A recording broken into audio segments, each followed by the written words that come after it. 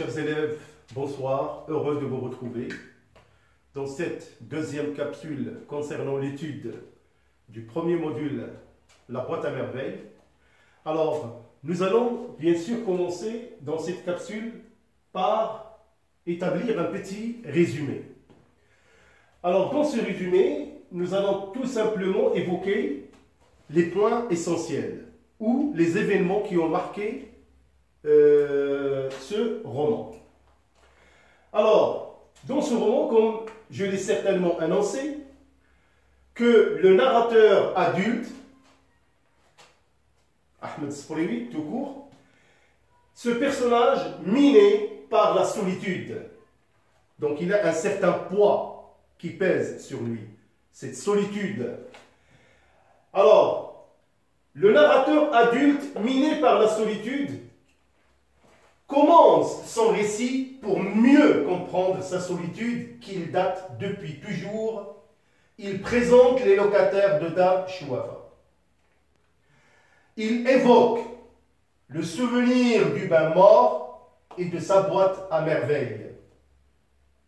Il évoque aussi les relations entre voisins.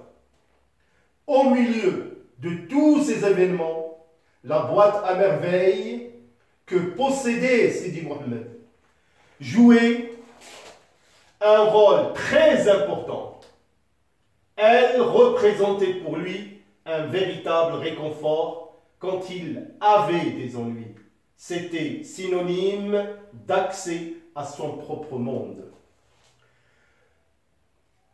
Voilà, mes chers élèves, comme un petit résumé, c'est que vraiment, à travers la lecture que vous allez certainement aborder, Ahmed Sfriwi, par ses talents, nous présente une carte postale du Maroc des années 20, vraiment à travers les ruelles de Fès, les relations qui se tissent entre voisins, entre populations. Vraiment, il nous mène avec un regard d'enfant à la quête, à la recherche de sa personnalité à travers les personnalités qu'il côtoie ou les personnalités qu'il affronte.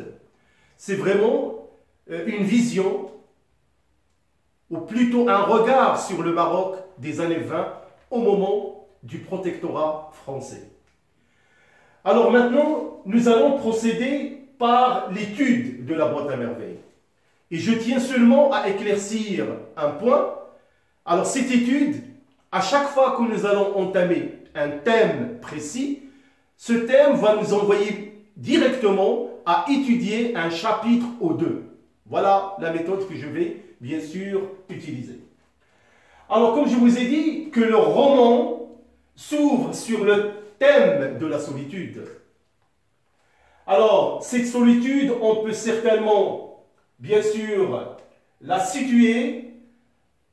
La solitude, c'est marqué « Je songe à ma solitude », c'est l'adulte qui parle. « Je songe à ma solitude et j'en sens tout le poids. Ma solitude ne date pas d'hier. À 6 ans, j'étais seul. » Et c'est vrai, mes chers élèves, qu'à travers les pages que nous allons certainement explorer ensemble, nous sommes devant un enfant un petit peu particulier de tempérament. Il est seul, malgré. Bien sûr, dans la maison de Dar Chouafa, la locataire, c'est le seul enfant, c'est l'enfant unique, c'est-à-dire parmi ces femmes. Mais c'est un enfant qui n'est pas malheureux. Il est chéri par ses femmes, par ses parents. Il est aimé par les voisins. Mais c'est un enfant qui cherche un horizon, un monde un peu particulier. Nous allons bien sûr le découvrir, ce monde l'a trouvé dans sa boîte à merveilles. Nous allons découvrir le contenu de cette boîte à merveilles. Pour cette raison, nous allons bien sûr commencer sans trop tarder par l'étude du premier chapitre. Alors donc nous allons commencer par l'étude du premier chapitre. Alors ce premier chapitre, bien sûr, il est réparti sur plusieurs paragraphes. Alors moi, j'ai un petit peu fait un résumé comprenant aux alentours à peu près de 9 ou 10 points, que nous allons bien sûr analyser et interpréter ensemble. Alors dans ce premier chapitre, le premier point, c'est que le narrateur adulte livre des réflexions sur sa solitude. Il jette un regard rétrospectif sur son passé. Comme je vous ai dit, l'adulte a toujours en lui cette solitude, qui le comble. Il ne laisse pas vraiment, c'est une sorte d'emprisonnement. Il veut s'échapper, mais inévitablement, il est toujours dedans. Alors, dans ce premier chapitre, l'adulte, il parle de l'enfant de 6 ans qui est Sidi Mohammed à la recherche d'un moineau pour en faire un compagnon. Et c'est là le côté un petit peu fantastique de l'enfant. C'est-à-dire, c'est un enfant qui ne cherche pas à partager ses préoccupations avec les enfants de son âge. Alors, en 3, l'adulte, il décrit l'espace de la maison de Dar Shurafa et de son atmosphère fantastique. Bien sûr, nous allons certainement aussi le découvrir. Dar Shurafa, c'est une voyante qui a une grande réputation et pratiquement le plus souvent, il organise, comment dirais-je, des soirées un peu fantastiques. Bien sûr, ce sont des soirées qui choquent dans l'ensemble l'enfant. Alors, en 4, il parle de la solitude de l'enfant. Il est le seul garçon de la maison au milieu d'un monde féminin. Comme je vous ai dit, c'est vrai que la famille de Sidi Mohammed, c'est l'enfant unique et c'est le seul garçon parmi toutes ces femmes. C'est vrai, il y a Zineb qui a le même âge que lui, aux alentours de 7 ans, mais il ne l'aime pas. Les deux enfants se disputent pratiquement tout le temps. Dans le 5e point, bien sûr, il évoque l'école coranique. Et ça, c'est un espace qui est très, très important. C'est-à-dire que la vie de Sidi Mohammed, en grande partie, il est partagé en deux. Il est soit à la maison, soit il est à l'école coranique. Bien sûr, on peut déduire que la scolarité est administrée par le MSID à cette époque, qui est l'école coranique.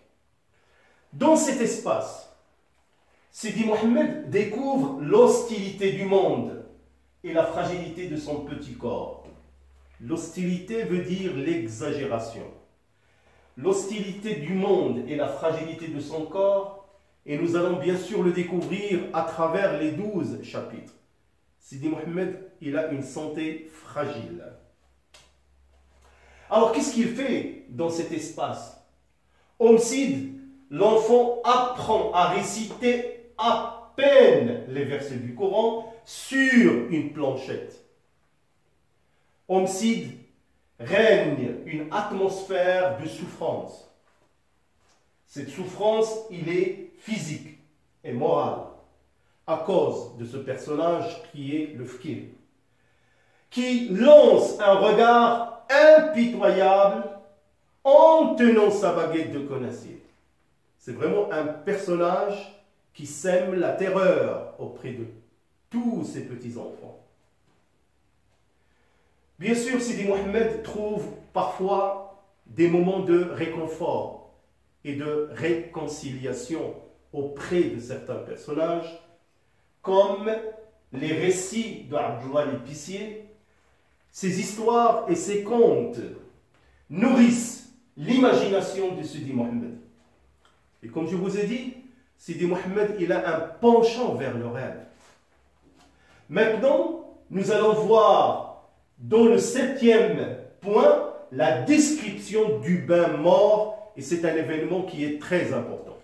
Alors donc nous continuons, nous allons voir dans le 7e point la description du bain mort.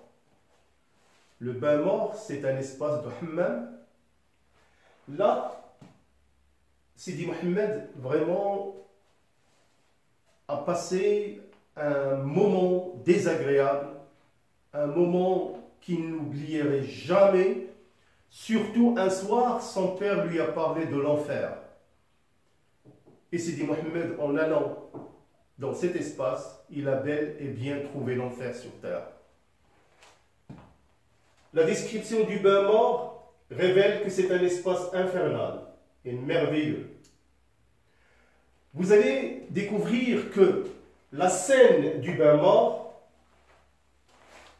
fait de Sidi Mohammed l'enfant un espion qui guette le monde féminin en franchissant toutes les frontières parce qu'il a procédé par la description des corps des femmes.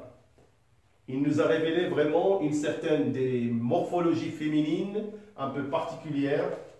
C'est pour ça d'ailleurs que c'est un espace qui l'a beaucoup marqué. Dans le 8e point, nous allons bien sûr passer à la boîte à merveilles.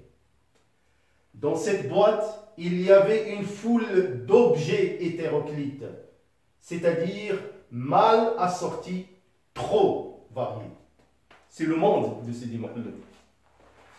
Alors, la boîte à merveilles pour Sidi Mohammed, il disait « Qui, pour moi, seul avait un sens ?» Bien sûr, disait Sidi Mohammed. Qu'est-ce qu'on trouve dans cette boîte à merveilles? On trouve comme objet des boucles de verre, des anneaux de cuivre, un minuscule cadenas sans clé, des clous à tête dorée, des encriers vides et autres objets. Sidi Mohammed raconte, chacun de ces objets pour lui me parlait son langage. C'était là mes seuls amis. J'avais des relations dans le monde de la légende avec des princes, des géants qui sont prêts à me porter secours dans mes heures de chagrin. C'est vraiment le côté le plus sensuel et affectif pour Sidi Mohammed, parce que pour lui c'est un monde, la boîte à merveilles, un monde extraordinaire. C'est son véritable ami. C'est un monde pratiquement à travers lequel il compare le monde de la réalité. Parce que c'est vrai, nous allons découvrir ce personnage à travers les autres chapitres, qu'il a toujours tendance à se comparer, c'est-à-dire ou plutôt à comparer son monde par rapport au monde de la réalité. Voilà, nous allons passer maintenant à la dispute de la mère avec la voisine, c'est-à-dire dans le premier chapitre, nous allons un peu évoquer un côté relationnel des locataires de Dar Chouafa, en particulier cette fameuse dispute que nous allons voir tout de suite. Alors donc nous continuons à parler du 9e point concernant la dispute de la mère, la Lazobida avec Rahma, bien sûr la mère de Zineb. Bien sûr ce sont deux locataires de Dar Chouafa. Alors en effet, Rahma a eu l'idée néfaste, une mauvaise idée, de faire sa lessive un lundi. Alors, il était établi que ce jour-là appartenant exclusivement à la Lazobida. Normalement, le lundi, la seule personne qui pouvait faire de la lessive, c'est la Lazobida. Bien sûr, ils ont eu un malentendu. Ils ont échangé des mots. Mais j'aimerais bien tout simplement évoquer, malgré les petites disputes ou les malentendus, qui peuvent survenir de temps à autre entre voisins, sachez que, en cas de malheur, ils sont là. Il y a soutien et solidarité. Bien sûr, c'est ce que nous allons découvrir dans le 2e chapitre, dans la prochaine capsule. Alors pour le dernier point, le 10, à la suite de ce malentendu entre la Lazobida et Rahma, bien sûr, la Lazobida, il attend le Ma'lam Abdeslam le soir. Et là, les plaintes de la mère à l'arrivée du père. La Lazobida raconte, il lui disait, tout cela ne te fait rien que ta femme subisse tous les affronts. Bien sûr, il lui a raconté ce qui s'est passé. Lala Zoubida, se cachant le visage dans ses deux mains, et se mit à pleurer à larmes, à chaudes larmes, comme on dit. Vraiment des larmes abondantes. Voilà, mes chers élèves, c'est comme ça que je vais procéder à décrire les chapitres de la boîte à merveilles. Bien sûr, il y a des chapitres où nous allons extraire, on va dévier un petit peu pour étudier bien sûr, quelques thèmes, comme par exemple la solitude, la superstition, la polygamie. Alors, dans le deuxième chapitre qui fera l'objet de la troisième capsule, bien sûr, nous allons parler du msid, le sentiment que l'enfant ressent dans cet espace, vraiment un petit peu désagréable. Nous allons aussi découvrir une visite au mausolée, Sidi Bourhalem. Et nous allons parler de la superstition. Et bien sûr, nous allons évoquer le rapport entre voisins. Surtout, un événement va survenir, c'est la perte de Zineb.